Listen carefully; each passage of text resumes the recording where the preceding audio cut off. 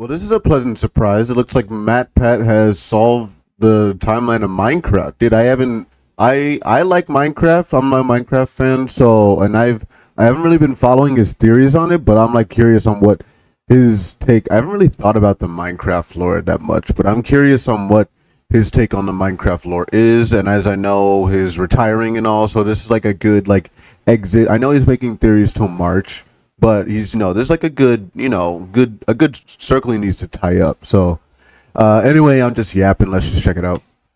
Internet, welcome to Game Theory, the show that's been building Minecraft's lore one block at a time. Oh, it's a little loud.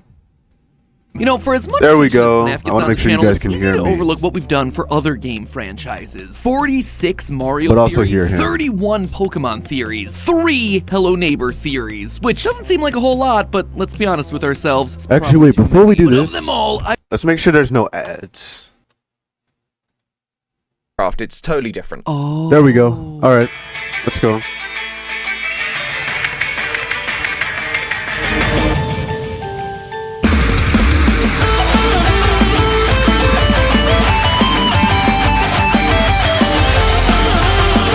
Oh yeah, just letting you guys know now my webcam is broken. That's why there's no webcam this time. But anyway, I just wanted to react to this. So yeah, let's go.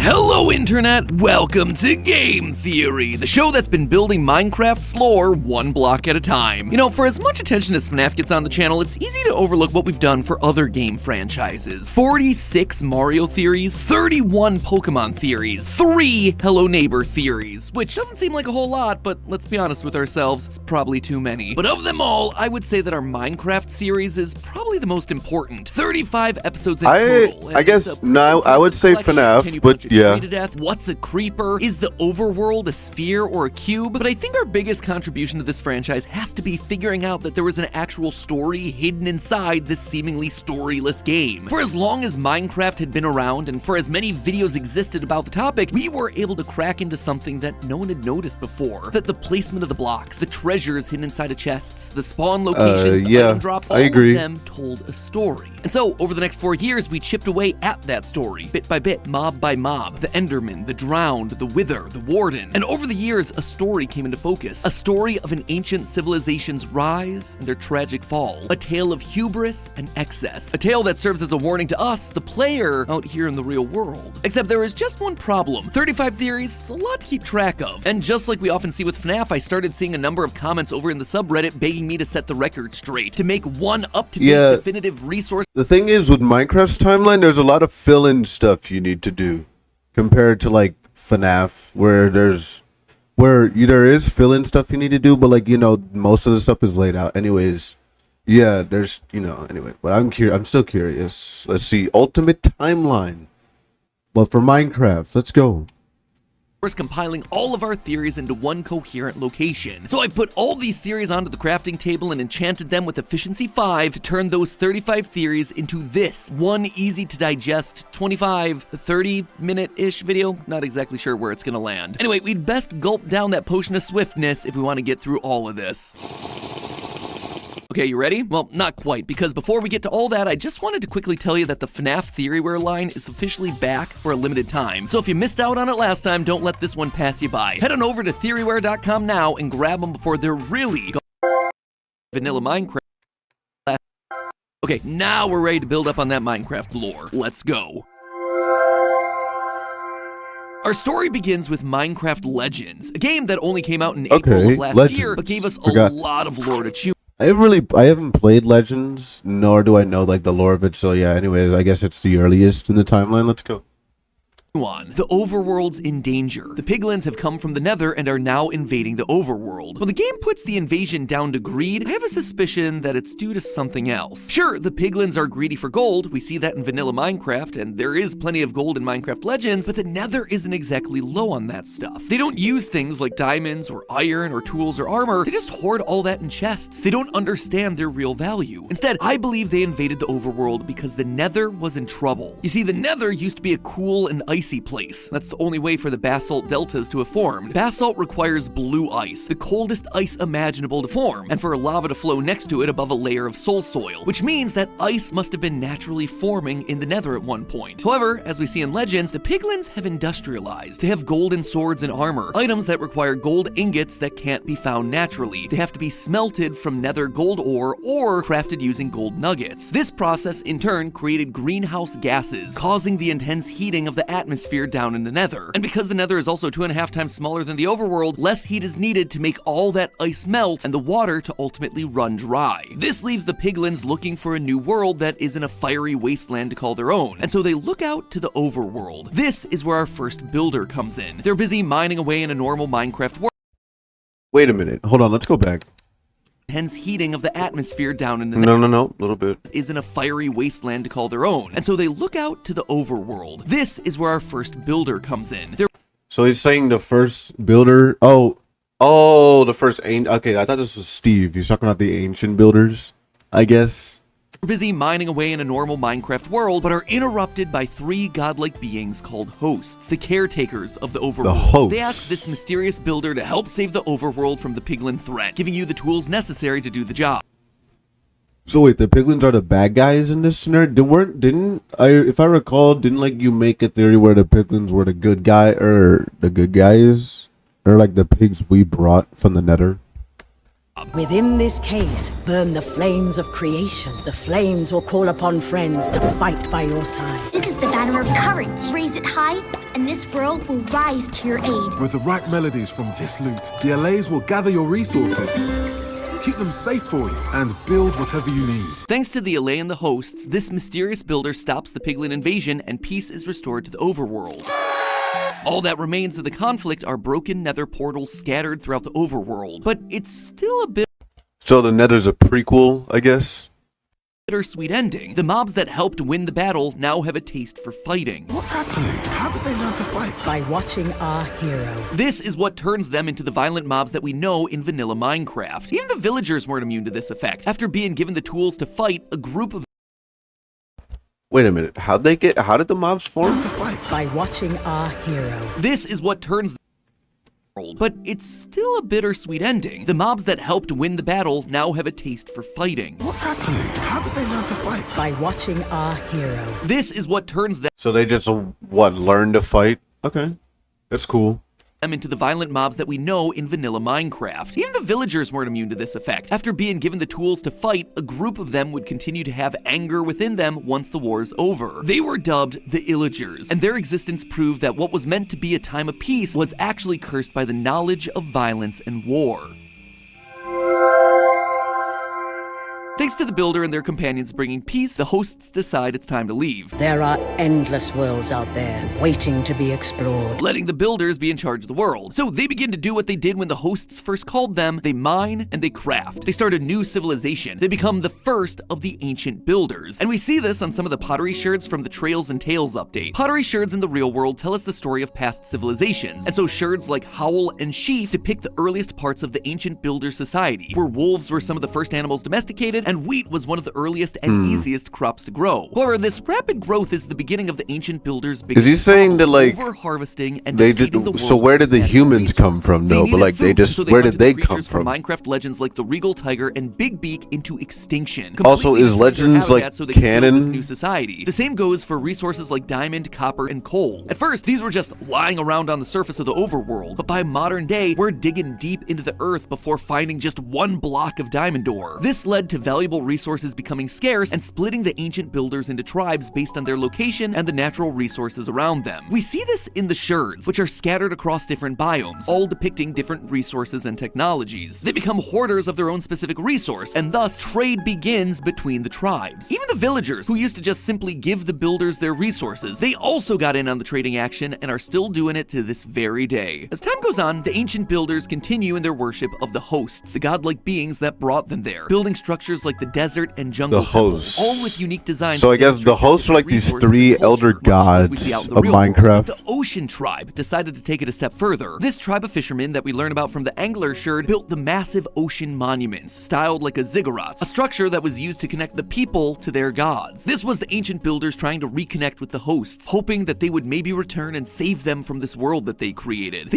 So wait, now you're saying, oh, I remember. Okay, so I remember you making a theory on how these ocean monuments were like religious structures, but we weren't sure on what. I guess the hosts are who are the what now? Okay. Even built a replica of the Well of Fate atop the structure, made it out of the same prismarine, and placed an offering of gold at its core, the spoils of their victory against the piglins, all in the hope that it would bring the hosts back. What they don't realize, though, is that the real monster isn't other tribes, it's themselves. The fishermen continued to destroy the natural environment for resources, crafting and smelting tools and ore, causing pollution and eventually leading to massive flooding. They try desperately to protect their monuments, these temples that the hosts may one day return to, and so they fill these monuments with sponges, trying to hold back the rising water, but it's too much for them to handle. The water keeps rising, and they can't hold it back. This is where the drown came from, but right? They don't give up. Pottery sherds found in cold underwater ruins like Blade, Explorer, and Plenty reveal that this tribe was more than just fishermen, they were pirates. They would go from village to village trying to gather resources that they had squandered, which led to other tribes like the Desert Tribe fighting back. And then like the waters rose and they tried to fight it, but they drowned and stuff. Go deep underground to find Maybe? the precious I don't materials know. that were once so easy to find. So with pirates on the loose, looting and pillaging, they needed to find a way to protect their resources. And they found that protection with a creature that they once called an ally. We see their face chiseled into the sandstone walls of their temples, a creature with the ultimate defense system, the Creeper. The Desert Tribe booby-trapped their temples with TNT, similar to how real-world pyramids use traps to scare away thieves, though not quite as explosive. If anyone tried to take their valued possessions, the TNT would be their last failsafe. No one was gonna mess with this tribe and get away with it. But the pirates were really only after one thing. Within the shipwrecks you find across the overworld, there are chests containing treasure maps. These maps can lead you to buried chests containing the Heart of the Sea. The Heart of the Sea, when crafted with 8 Nautilus shells, can create a conduit, an item capable of giving anyone in the area water-breathing, night vision, and haste. This was the Ocean Tribe's final hope of surviving the constantly rising water. And while the pirates looked for this treasure, the fishermen that stayed back home created the Guardians, machine bodyguards for their sacred temples as a last resort of protecting it. Given the state that we find the ocean monuments in vanilla Minecraft, we know that they weren't successful. The pirates didn't find the treasure in time, and so the fishermen left behind in the monuments become trapped in water and transformed into the drowned, still carrying Nautilus shells as well as tridents, ancient tools for fishing. They continue to stay by their monuments, never having their call for help answered by the hosts. All they have left are the Guardians, who still recognize their creator. Okay, so where does the end come into this? So like when does the end actually come at the end, or is it ends and don't attack. Sadly, the fishermen weren't the only tribe to be facing hardship. After seeing the devastation that the Ocean Tribe had caused to themselves in spite of their constant prayers, the Desert Tribe gave up on the hosts ever returning and took matters into their own hands. The desert temples depict the Ankh, a symbol of life. This is what the Desert Tribe did. Actually, the Ankh is a symbol of peace and life, yes, but also peace in Egypt, ancient Egypt. Dedicated their time and effort towards. Rather than waiting for the hosts to return, they wanted a way to preserve their lives and resurrect those who had already died. But how could they do that? Well, the builders were reminded of the spawners given to them by the hosts. These spawners could create mobs from nothing but stone and wood, but they required an energy source to fuel the flames of creation, and that fuel was lapis lazuli, and the only way they knew how to get it was from war, killing piglins. That's when the Desert Tribe realized something that ancient cultures in our own world used to believe, that lapis contains the souls of gods and monsters. Oh, and this is what they used to They needed enchant? to go to the home of the piglins to collect more of sick. this magical stone. They needed to go That's to awesome. the Nether. The Nether. Once the builders arrive in Wait. So wait, if that wasn't the Nether with the piglins, and what? I guess the legends, and then this is the Nether, and then okay, now it's making sense. I know I'm like pausing a lot, but like I guess I'll just react to it anyway. But there's no cam, so you know it seems like I'm just watching. I'm just stealing the content, you know. And whatever. I'll just react to it. Let's go. double hockey sticks, they set up a camp, knowing that this is going to be a long journey. There, they build the nether fortresses to store the resources that they brought with them, like saddles, horse armor, diamonds, and iron. What was already a wasteland gets harvested by the builders. They destroy the piglin bastions, they kill the piglins within to use their souls in the lapis to create life of their own. But the plan doesn't quite work. The dead piglin souls don't turn into lapis as they did before. But why? Well, it's because the souls work differently in the nether. Rather than forming into magical stones, they transfer into the ground, into the sand. As their comrades fall, their souls are sucked from their bodies into the ground to create soul sand. It's then that a new mob's created, the Wither skeleton. That's kind of dope. The dead recreates the dead. That's kind of cool. Suddenly, the ancient builders are left fighting against the bodies of their own fallen warriors, without souls but still clinging on to their purpose, defending what they had once built themselves. The ancient builders had not only sucked the land dry of its natural resources, but they also accidentally created mobs that made the already deadly landscape even more dangerous. They do eventually return to the overworld, and they come bearing riches, blaze rods, netherwart, ghast tears, all containing magical properties. And so the builders begin to brew potions, depicting the achievement in the brewer shards. The ancient builders were now able to surpass their physical abilities. They could be faster, they could resist lava, they could even regenerate themselves. The only thing they hadn't conquered yet was death itself. And so, equipped with soul sand and a bunch of wither skulls, they press on with their experiments. They combine the life-giving soul sand with the wither skeleton heads of their fallen. They make the wither. Let's go. This is awesome. This is actually, this is really sick, the way he's tying all of this together. Comrades, carving its face in Minecraft, a game that is a sandbox game, so it shouldn't really have like a story, right? But it does. Into the red sandstone walls and depicting their worship to it on shards. They could take care of themselves, and now armed with the knowledge to create life itself, they thought that they had finally done what the gods could not all those years ago: protect the overworld. As they placed the final head, there was a flash of light and a roar. The Wither was born. But despite their success, their hubris would ultimately be their downfall. The Wither was uncontrollable. It destroyed the cities that they'd created, leaving nothing in its wake. Not even the other tribes were safe. The destruction was like nothing ancient builders had ever seen before, and so they did the only thing that they could do. They ran deep underground, where the Wither's blasts would meet more resistance from the stone and deep slate. But their persistence never wavered. They would have to find a way to fix this. They would be able to return to the overworld. They had to make this right, no matter the cost.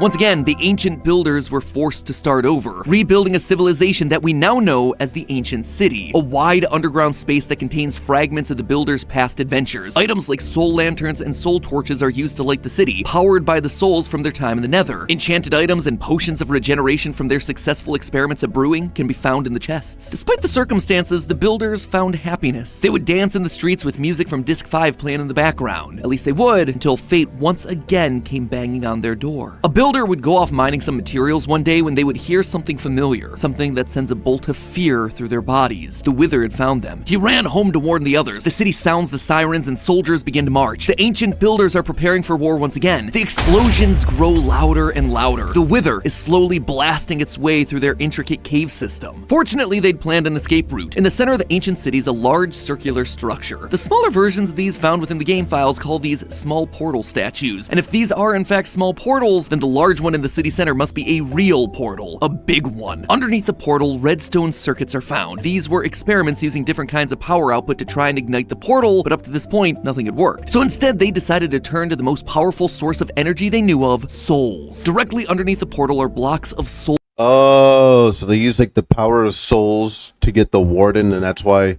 the warden drops a catalyst which can create life and stuff.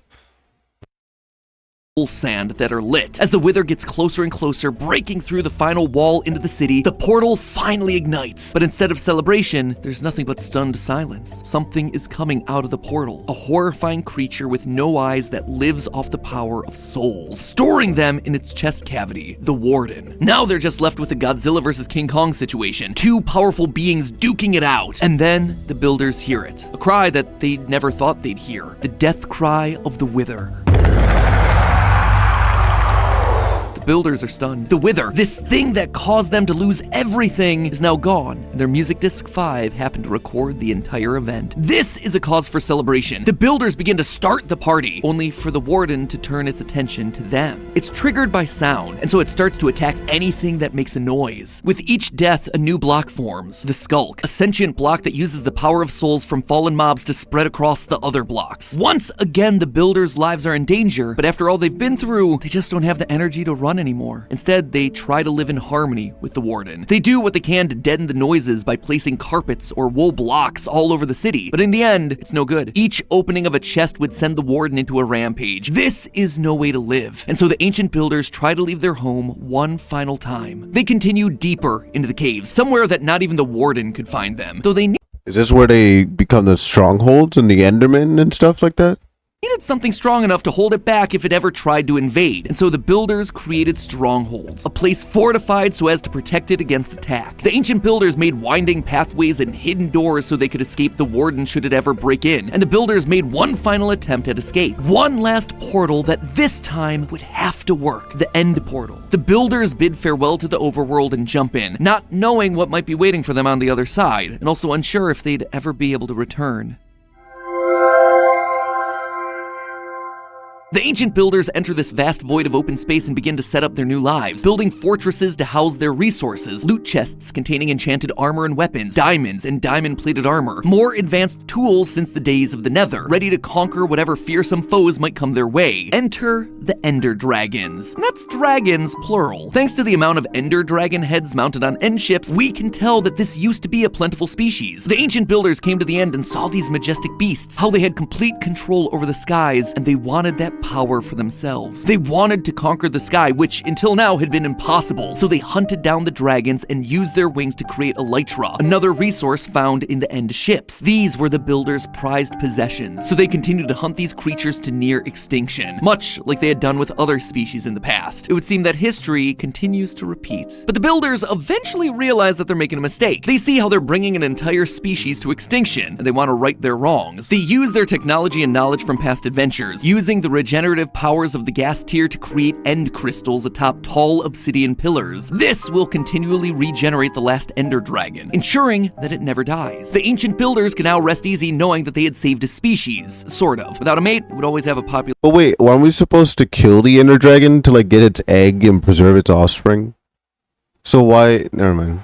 Of one, and it seems like their sins eventually caught up to them. Food was yet again becoming scarce, but not all hope was lost. Defeating an ender dragon creates a portal back to the overworld. A few brave souls go through, but most others stay in the end. Although they were running out of supplies, there was one crop that was endlessly plentiful, chorus fruit, but it had some strange side effects. This constant diet of a fruit with teleportation properties causes the ancient builders to slowly evolve into the Endermen, now able to teleport across time and space itself. But this comes at a cost. With this transformation, they slowly forget how to build, though they never truly forget how to pick up the blocks. And this is where the ancient builders spend the rest of their days, a race teleporting through time and space, picking up blocks, the remnants of a once great civilization brought down by their own pride.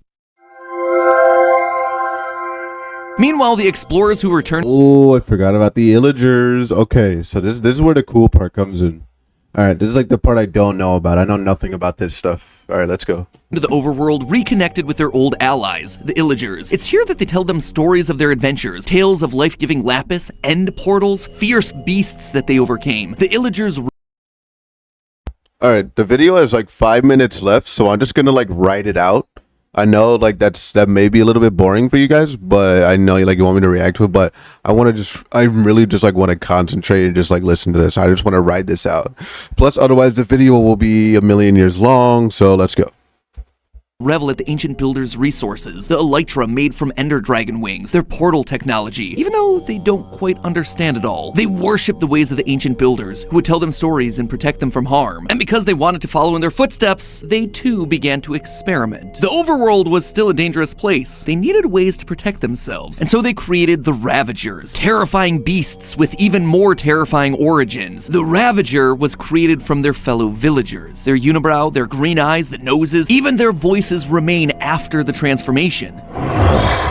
That wasn't the only thing that they did to these innocent captured villagers either. In the woodland mansions, large woolen heads of illagers are found, and in the center of the head is a block of lapis lazuli. The illagers knew that the ancient builders saw lapis as a magical resource, so they took it and injected it directly into the brains of villagers in the hopes of gaining its incredible power. And you know what? It worked. The Vindicators were born, with incredible speed, power, and eyes that changed from emerald green to lapis blue. This was the last straw for the villagers. According to the mob bestiary, these are the unspeakable acts that get the illagers cast out from regular society. From here, they would form their own civilization, wandering into the dark forests and taking over the woodland mansions, continuing their pursuit to bring back the ancient builders, whatever the cost. They become what's known as a cargo cult, where a group of isolated indigenous people begin to imitate the practices and technology from more advanced societies, despite not understanding how the technology works. The illagers would make structures like beds, maps, even end portals, but none of them work because they're only made out of wool. The illagers don't understand the true nature of these items. But while those don't work, they are able to figure out the secret to new life, and they harness that power in the form of totems of undying. They use this power to create the Vex. How do they make the totems, though? How do they make the totems? Also, I lied about that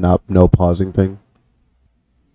The Phantoms, and they even try to create a new... Wait, where did the Phantoms...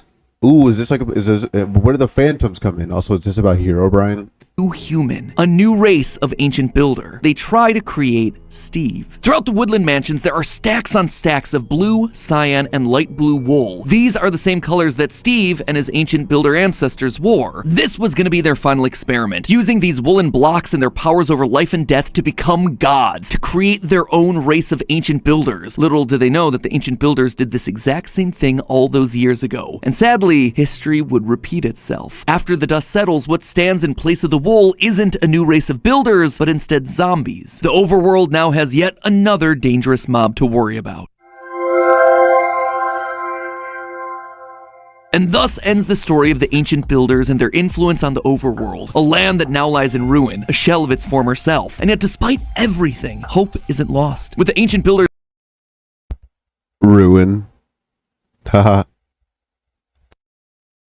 Gone, the overworld has had a chance to heal. There's no one left to over-harvest resources, and so nature begins to return, with the structures built by this ancient race descending into the earth, reclaimed by nature, biomes becoming more diverse. That is, until you show up. The builders' desire for over-harvesting resources and creating life continue through their descendants, you. Now we spend our time deforesting so we can have a nicer new house, gutting the ground of whatever resources are left and killing whatever we see, whether it's hostile or not. It's a story of destruction and selfish gain, of greed and ignorance and hubris repeating itself over and over again. And what's more, this wasn't just a poetic story told to make the game more interesting. The story is a warning to us, the players. Think back to the ending credits of Minecraft. Quote, "Sometimes I wish to tell them this world you take for truth is merely, and I wish to tell them that they are they see so little of reality in their long dream." These two beings, these gods, these hosts, they're talking about us. The dream is Minecraft, and while we play it, we fail to see the moral that's being told by the...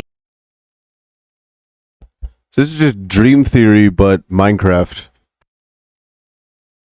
These two gods, the truth about reality and how this game reflects our own history. In the 8th century, for instance, Vikings used a lot of timber for shipbuilding, construction, and fuel, which led to them deforesting most of Scandinavia. As they started to run out of resources and land, they began to invade the coastal areas of Europe like England, France, and Ireland, only to do the exact same thing again, cutting down the trees until those places began to lose their forest areas too. Sound like the fishermen and pirates from Minecraft? Europe's colonization of the Americas was for similar reasons, to access and exploit the abundant natural resources there. Even today, we're seeing the same thing with deforestation, burning fossil fuels, fighting one another for more power and control, just like we see with the piglins and the builders and the illagers and the nether, the end, and the overworld. It's a cycle of repeated abuse and neglect. Quote again from the ending, "But it would be so easy to tell them. I will tell the player a story, but not the truth. No, a story that contains the truth safely in a cage of words, not the naked truth that can burn over any distance. We are playing the story, and the naked truth truth that they're talking about is that our world will die if we let it constantly be ravaged of its natural resources. So maybe the next time you log on to Minecraft, you'll see it a little differently. Maybe instead of a flat, blocky world, you'll see a reflection of your own. And remember, it can be beautiful so long as we, just like Steve, learn from the mistakes of the past. It's been a long trope of game theory to prove to you that the hero of the game is actually the villain. In the game of Minecraft and in the real world, that distinction ultimately falls on us to decide. But hey, that's just a theory. A game theory. Thanks for watching.